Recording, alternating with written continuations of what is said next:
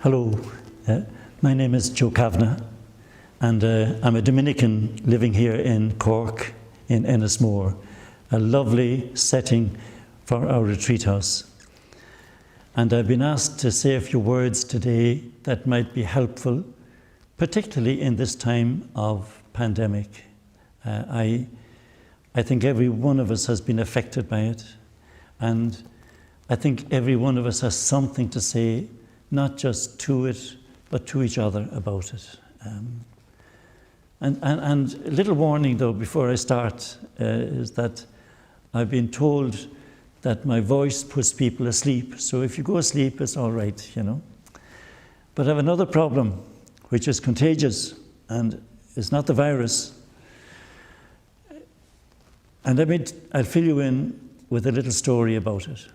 When I was a young priest, before our ordination, we used to have classes in preaching.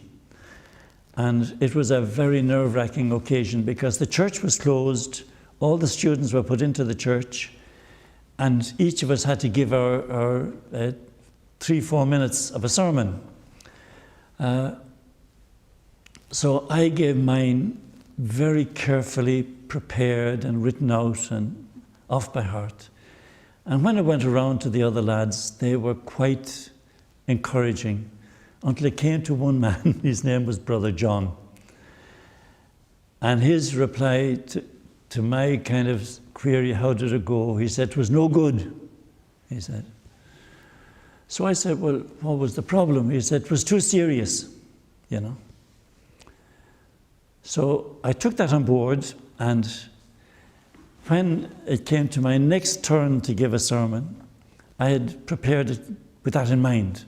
So I gave my sermon, felt good about it. And when it came to the whole business of being assessed by the others, when it came to Brother John, he said again, it was no good. And I said, but look, and I said, why? He said, it was too serious. And I said, but look, I put in a few jokes and told a few stories. He said, that's not the problem. Your problem, he said, is your face. It's too serious. So I want to just warn you that don't take my face. It's kind of long, my voice is dreary, and if you go asleep, it's all right, but please don't get too serious, because that's not where we should be. So perhaps the thing to talk about is just on the whole business of me talking to you without knowing you and you not knowing me. And one thing we share in common, one thing that we have in common is the fact that we're on a journey.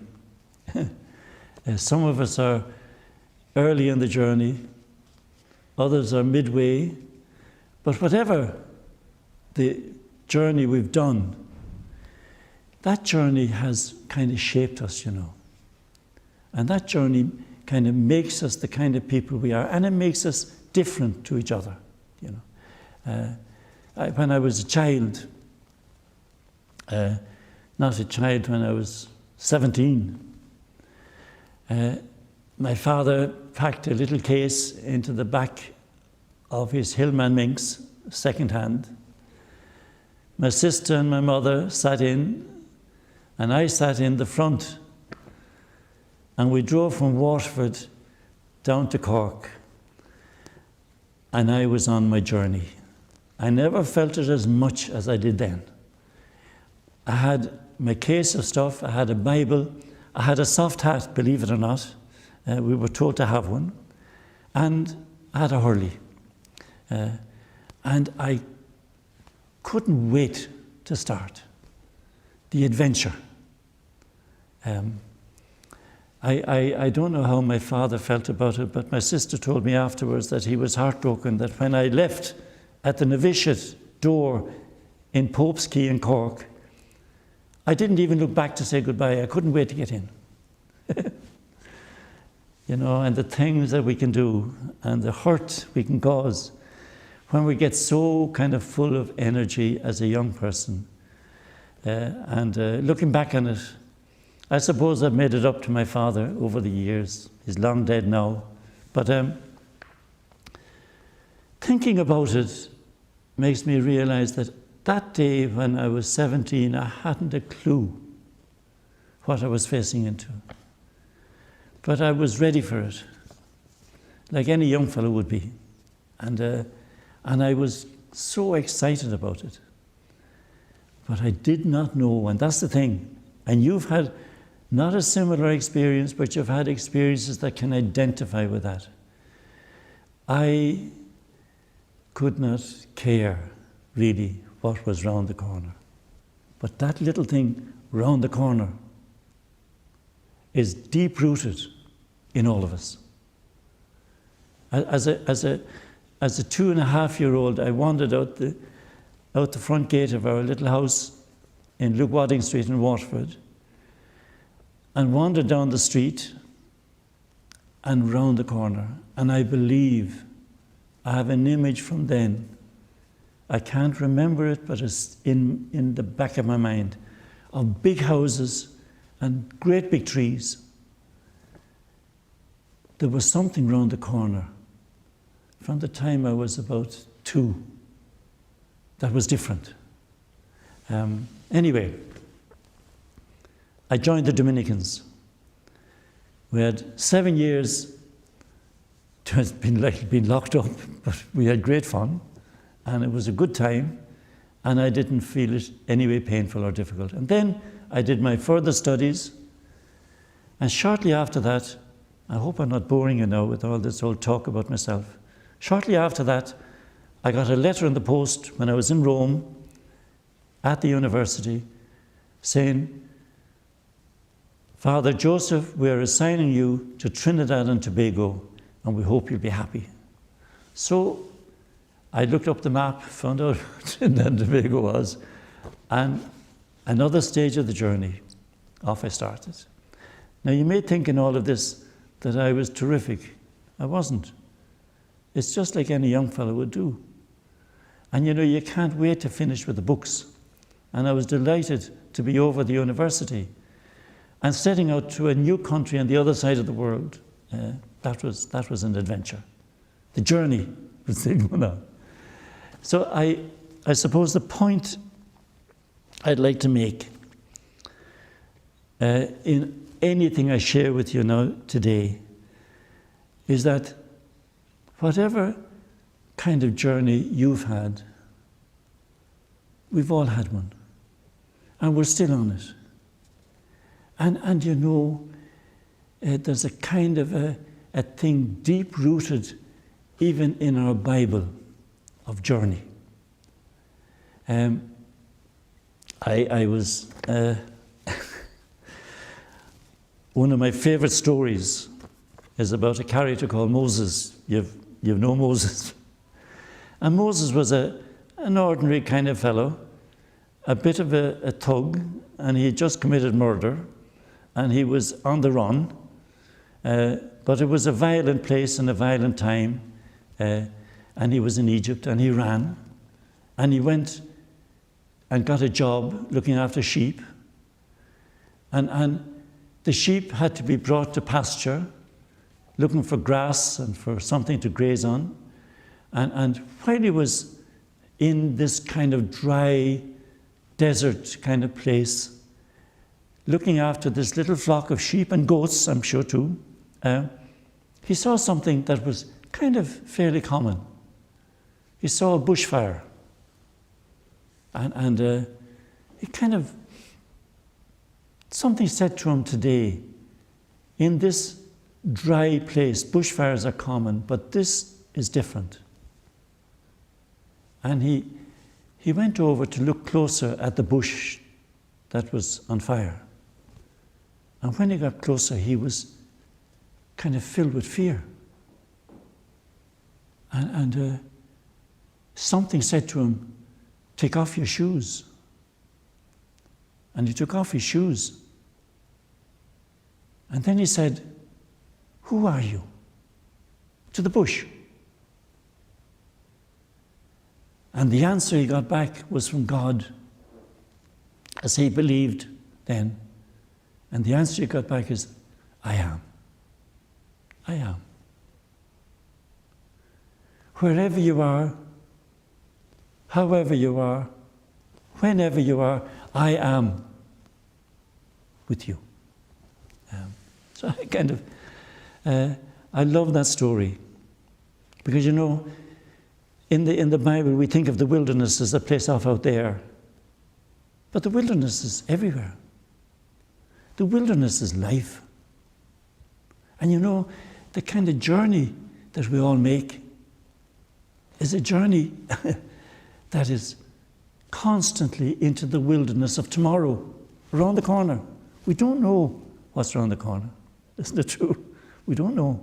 And so we're like, in a little bit, like Moses in the wilderness.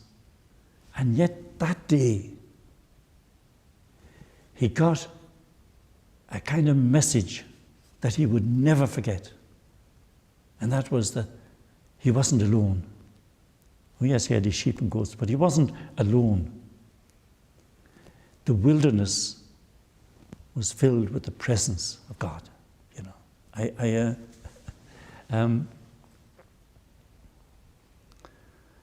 when I was in Trinidad a short while, Trinidad is a lovely country, small and kind of prosperous, but there are lots of very poor little communities. And one of my first assignments there was I was sent to a place called Toko. And Toko is up in the bush, as they would say, in the middle of the forest, on a cliff, a little village. And there were about 20 little villages that kind of area of Toko served. And when I got there first, I could not believe that I was living in a house that was built of wood, had a corrugated iron roof, that was on kind of stilts, and the old car you parked under the house, and every place was bush, wilderness. You'd only have to stop for a minute, and you'd almost hear it growing. That's the kind of place it was, because it's rainforest country. Anyway, when I got to the house, it was a lovely house, lovely old wooden house. But there was a kind of a sweet scent in the place that I could never fathom. Anyway, I didn't know what was causing the scent. It was a whole colony of bats that every night, every day, nestled under the corrugated iron roof, came in under the little pieces, the waves of the corrugated iron, and had their home there. And that was all right, but they also had their droppings, and their droppings came on the ceiling of the little house, and that was causing that scent, that strange scent. But I knew nothing about it until one day I was sitting at the window of the house. I think I was reading or something.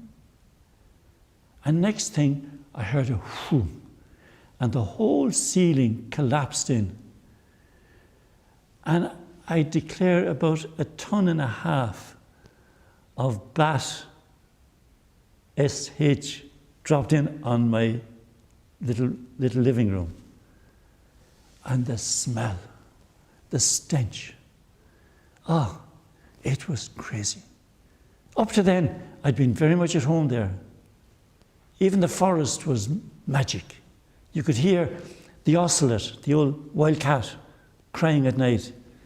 You'd go along, driving through the bush, and you'd see the eyes of animals looking at you, lit up by the light of the car, you know.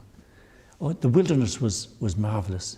And even at times when we ran short of water, because the water was collected from rain in an old tank beside the house. But when we ran short, there was a little river about 20, 30 meters up into the forest where there was a little pool and you could go and take a shower or a bath. So for me, I was happy out. but I was working under a kind of an illusion that the wilderness, the forest, the bush was totally there just for me, benign, until the day my ceiling crashed in and the house was filled with stench. And another little feature, what I didn't know, and this might be a bit of information for you, is that one of the creatures that loves to make their home in bat droppings is tarantulas. So suddenly the house became crawling with tarantulas, these big hairy spiders. Suddenly, my time in Toko, I realized, yeah, the wilderness is something else, you know. The wilderness is really something else. And it's all right when you're comfortable and cozy in your little kind of home. The wilderness maybe doesn't intrude until someday, and it's not always bats. The wilderness comes in like the ceiling crashes in. Happened to me a few years ago when I had a collapse, and I thought I was healthy out, but I had a collapse. And suddenly the ceiling of my little kind of security caved in. So the point I suppose I'm trying to make is that we read the Bible and you read about Moses and the people of God making a journey through the wilderness. And you kind of say, yeah, that's a story now. That's a really interesting story. But it's my story, you see. It's my story. Because the wilderness is still there, and we're still people on the journey, you know. And the wilderness is not something you can control. The wilderness is bigger than your little kind of comfort area, you know. I hope I'm not boring you. Good. Because I have another story. And this one is a little more kind of, to me, like the kind of part of the adventure. I was in another part of Trinidad working in a little village called Blanchisez, which was a fishing village.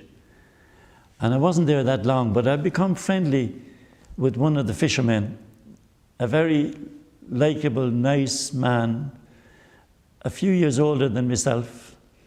I never saw him with shoes on. He was always in his bare feet. And his name was Mac. And don't even ask me what his second name was, but Mac. And Mac knew that I had a passion. And what my passion was, I loved to go down at night and throw a line, cast a line into the sea and try and catch a fish, you know. And it normally caught nothing, but I used to love doing it, just the piece of it. Anyway, Mac got in touch with me one day. He said, "Father, I'm going out banking." Now, banking is not going to the bank. I'm going out a few miles out because there's a sandbank out there and you get red snapper on the sandbank. I'm going to fish for red snapper. Would you like to come? So I said, I'd love to go. So went, and the sea was calm like glass. I could not, once we got beyond the little waves on the shore, it was like glass. Went out a few miles, and Mac knew exactly where he was going. He could get the coordinates with some little trees in the distance or whatever. Anyway, put down the anchor, and he took out the big thing of bait, and he had a little line, and he used to hold it in his finger, and he'd put the line into the sea, and next thing, he'd feel it tug, and he'd pull, and he'd have a snap. Now, I had a fishing rod. I used to cast out. Caught nothing. Nothing. Eventually, I decided to change the bait. And I took in my line, and I was fixing a new piece of bait on the hook. And I looked over the side of the boat. We weren't fishing from it's only a small little, what we call a pirogue, a little boat with a little put-put motor on it. And here I saw something about an inch beneath the surf at the top of the water. something at least twice as big as our boat. And I could see the scrapes and the scratches, and I could see the mottled skin, and I could see I could reach down and touch it. I was mesmerized. And Mac looked over, and he saw what I was seeing, a big smile, and he said, Father Joe, you see something today that very few people see. And I said, Mac, what is it? He says, it's the biggest fish in the sea. It's called a whale shark. And I looked at this, and it was like something holy, you know. And next thing, it just disappeared, went down. I have never, ever forgotten that. I've never forgotten the moment when I went fishing, something ordinary, with a friend, and next thing, something from beyond comes into my presence. Something wild. All that fish had to do was turn over and the boat was gone, you know. And I could have touched it. In a way, it was a moment like Moses in the wilderness. Something emerged out of the burning bush. Something emerged out of the depths of the sea to remind me that at the heart of everything is a kind of wildness. But the wildness is not just wildness, it's the wildness ultimately of God, you know. And that God said to Moses, Moses, wherever you are, however you are, whenever you are, I am. And I am with you. So I suppose I have found ever since the kind of March and whatever, the lockdowns came in, and I've been kind of dying to get out and see some of my family, meet some friends, can't do it, kind of feel a little bit hemmed in. And I realized that it's all due to a little intrusion of wildness. And it has caused a wilderness in our society, in our global family, that is extraordinary.